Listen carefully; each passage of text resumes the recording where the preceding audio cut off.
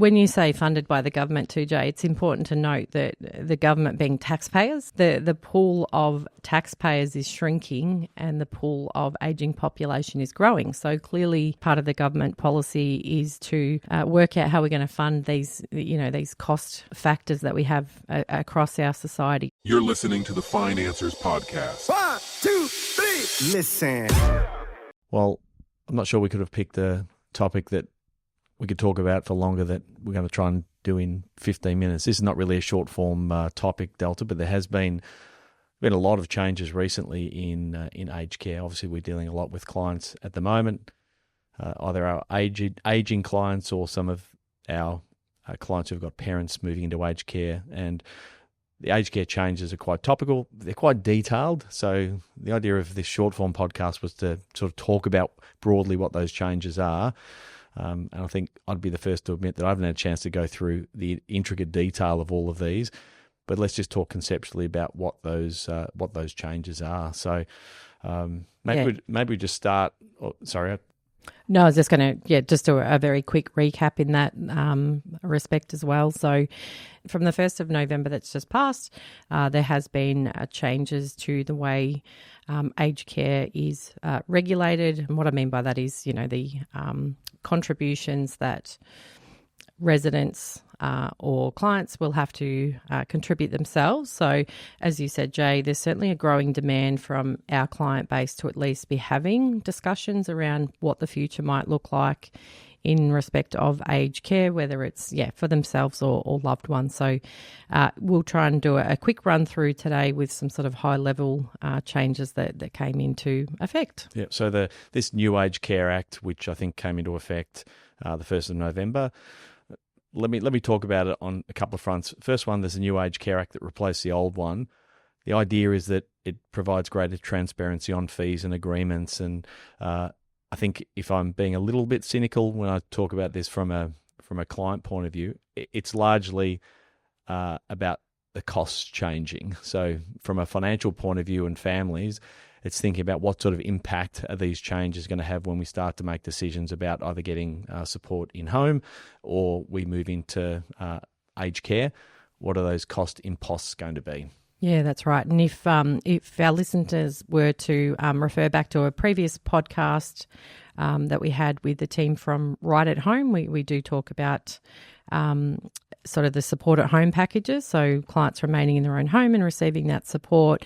And the thing that we talked about in that podcast episode was really centred around the fact that despite these recent changes, we do have a system here in Australia which provides families with really great support, but it is means tested. So your income and assets determine the level of co-contribution that you have to make to your own cost of care. So it's important to sort of consider that and have that mindset when we think about what the future might hold and what it might look like for you or your loved one. And the other aspect to that, which maybe sounds a little bit cold, but when we talk about the financial implications, the cost of aged care and support at home is really centred around your cash flow. So what I mean by that is what sources of income do we have to pay any cost of care that we are determined or assessed as having to co-contribute. So that's sort of the crux of it from our perspective. It's very simplistic in that respect, but there'll be lots of families with lots of questions at the moment with these changes. So it's very much come and have a conversation to determine for your situation what it might look like.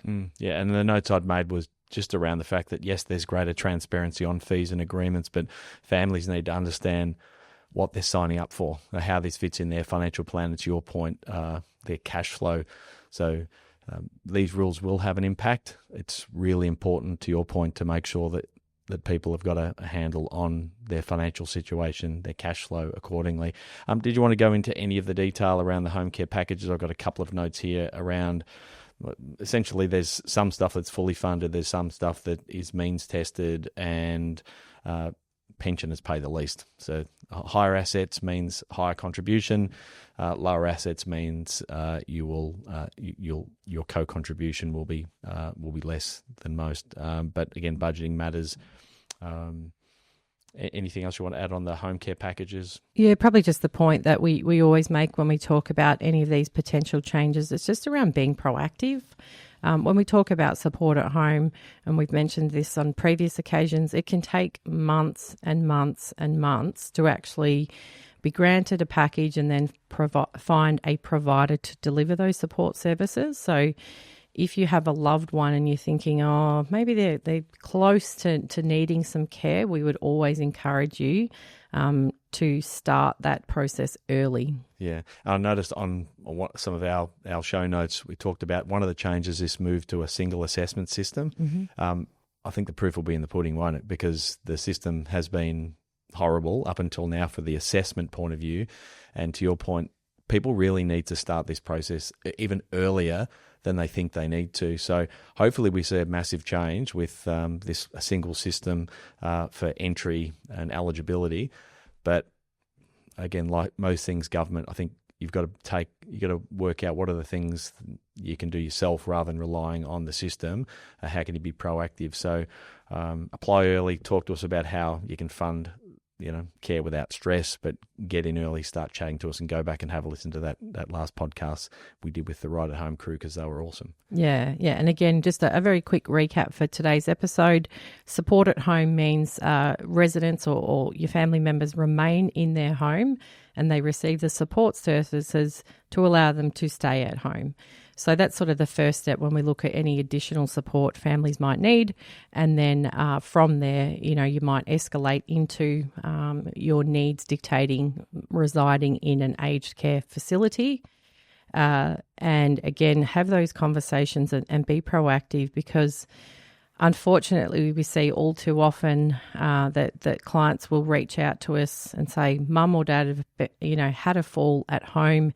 They're now hospitalised, and all of a sudden they feel that they need to make all of these big decisions on the spot when, if we've been able to have some proactive conversations, at least we have an understanding around what the future looks like in those sets of circumstances where all of a sudden the decisions are upon you, as opposed to having time to make considered decisions for your loved ones. Yeah, I was just thinking about some of the aged care or funding summaries that you've provided for clients of, where you actually break down where their income comes from. So where their income, whether it be existing super or investments, age pension, and then we, can estimate what their costs are going to be from their means tested fee, their refundable accommodation deposit, their DAPs, daily accommodation payments.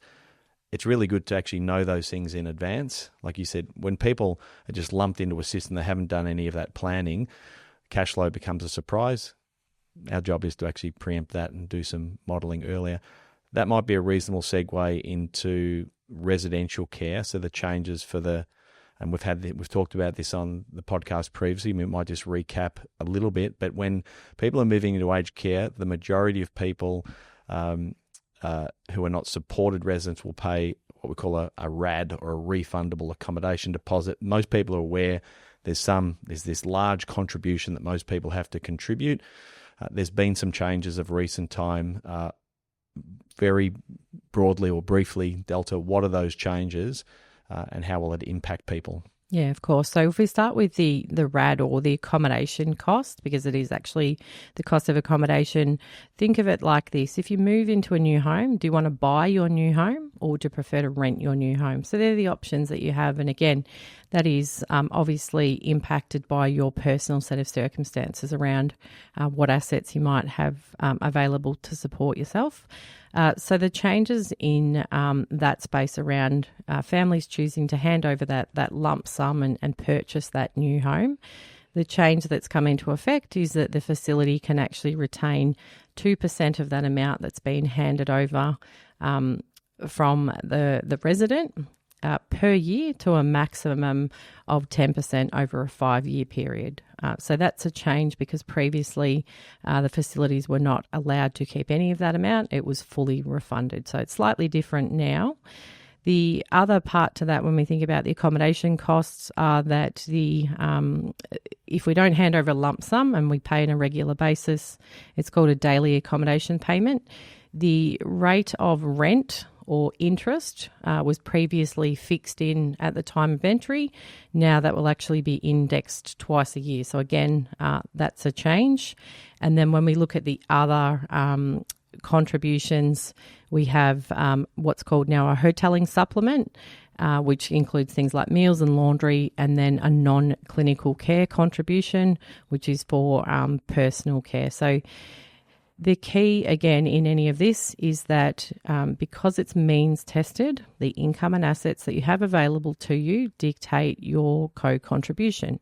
So, for example, if you are a member of a couple and one of you moves into aged care and the other remains residing in the family home, that family home is not assessed as an asset. The other assets of that couple are assessed and they're effectively divided 50% each to consider what the person who does enter care will have to co-contribute, versus if you're a single person and you enter care, then the home is assessed differently unless there is a protected person living in that home. And that's something that we've sort of spoken about in a lot more detail on previous podcasts.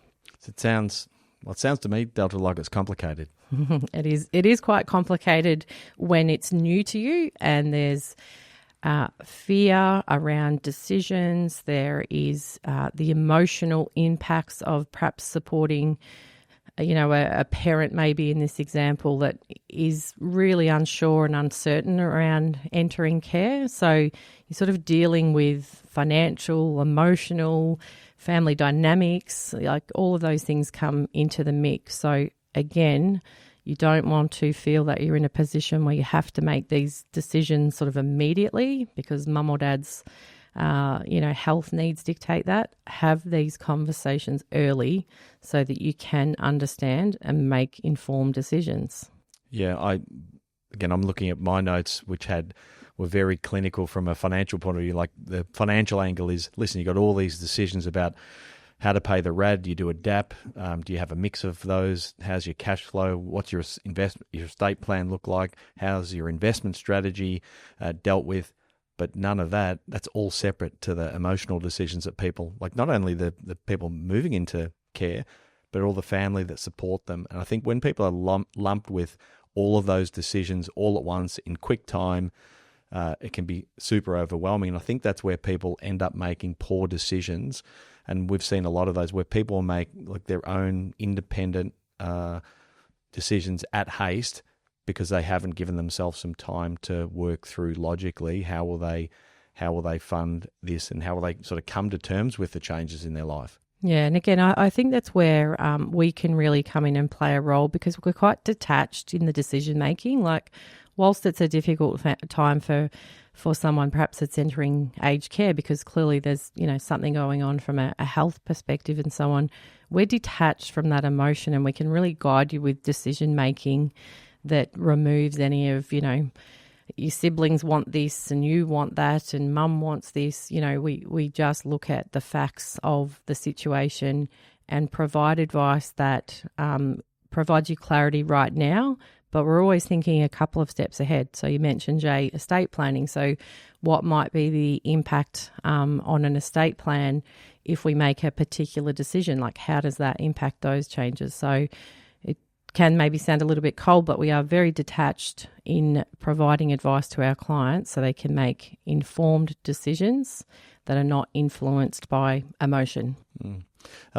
Maybe separate to the changes, is there anything else, any other sort of closing thoughts around people contemplating either themselves requiring care at home or moving into care, or kids who are worried about their parents? Any other common themes you're seeing that we should reinforce? It's definitely much more commonly like a conversation piece that even some of the younger clients are sort of asking about, like, what will that look like for the future? And I think that's perhaps because they're seeing it in their, parents or grandparents and so on. So they want some clarity around what the future also looks like for them. I think we call that the sandwich generation. They're looking after older parents, but they're also still looking after younger dependents and so on. So my advice in that space is always around just have a conversation proactively. Don't wait until that decision is forced upon you. Listen to our previous podcast topics, inform yourself, as much as you can, be prepared for those eventualities. All of those things put you in really good stead so that when you're making decisions, you understand the implications of each of those decisions. It makes me think a little bit about a podcast I did with Ben a week or so ago in how you think about what you're going to need to fund in the future. Even as financial advisors, I was thinking about kids, like starting at in the sandwich generation, thinking, well, maybe I need to forecast a little more about how I will support the kids getting into property and starting that decision making earlier. But like you said, you then have clients who, in that sandwich generation like myself, are thinking, well, as the costs of aged care go up, maybe I do need to factor in what my retirement needs look like. It seems weird, like thinking about that far out. But what we know for sure is that the cost of living continues to increase. As I said at the beginning of this podcast, I think all of these changes, essentially, what they're doing is pushing a bit more of that cost back onto the consumer of those services, because they can't all be funded by the government. And so that means we need to take more responsibility as individuals on what our future will look like. So, sorry. When you say funded by the government too, Jay, it's important to note that the government being taxpayers, yes.